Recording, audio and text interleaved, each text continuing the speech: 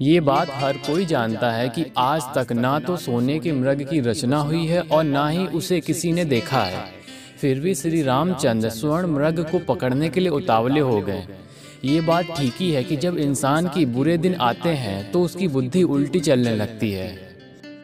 ये बात हम पहले से ही जानते हैं कि एग्ज़ाम टाइम में हम कुछ भी पढ़ लिख नहीं सकते और ना ही समझ सकते हैं, लेकिन फिर भी हम लोग अपने क्लास टाइम में ये सोचते हैं कि एग्ज़ाम से 10 दिन पहले नोट्स बना लेंगे सारे सब्जेक्ट के और हर सब्जेक्ट पे 2-2 घंटे देंगे और क्लास एग्ज़ाम में टॉप कर जाएंगे।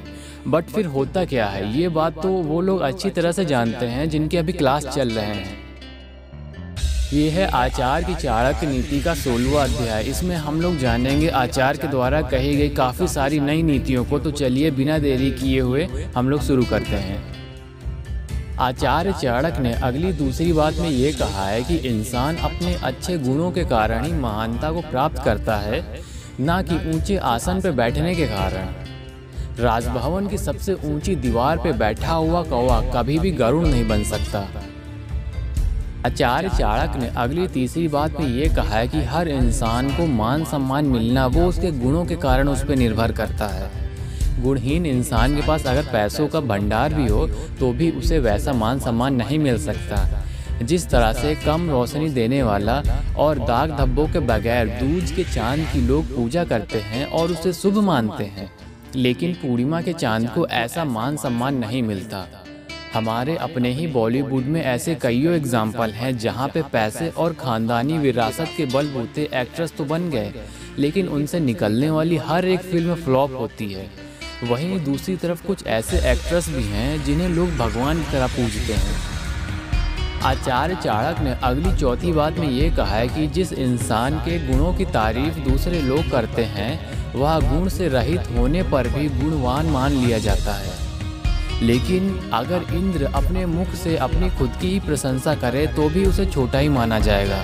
गुणी उसे कहते हैं जो अपने से ज़्यादा दूसरों को गुणवान समझे। ऐसे लोग जो दूसरों को गुणवान समझते हैं वो उनसे कुछ ना कुछ सीखने के लिए हमेशा उतावले रहते हैं, उनकी बराबरी करना चाहते हैं, और ये जो उनसे कुछ ना कुछ सीखने की चाह है वो उन्हें दिन पर दिन और भी बेहतर बनाती जाती है।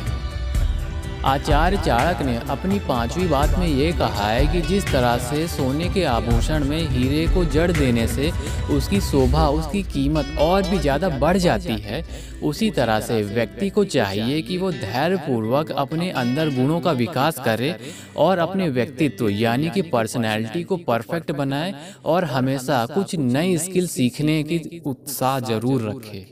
जिस तरह से जब मोबाइल फ़ोन का इन्वेंशन हुआ था तब सिर्फ इंसान उससे बात कर सकता था, मगर आज 2023 तक इस फ़ोन ने अपने अंदर इतने ज़्यादा बदलाव किए हैं कि camera, movie theatre, torch, video recording, video editing, letter writing, high quality video gaming, chatting, internet connection, money transfer, video call और यहाँ तक कि अब तो ये अपने पीसी के भी काम अपने फ़ोन में ही कर लेता है। इसी वजह से आज उस फ़ोन को हम लोग स्मार्टफोन कहने लगे हैं। एक वक्त था जब वो फ़ोन 300 किलो का आता था और आज एक वक्त है जो फ़ोन 300 ग्राम के आता है। धैर्य रखो, अपने काम से काम रखो, मतलब रखो, किसी से कुछ भी मत बताओ और वक्त आने पे सबको पता चल जाएगा कि तुम क्या कर रहे हो।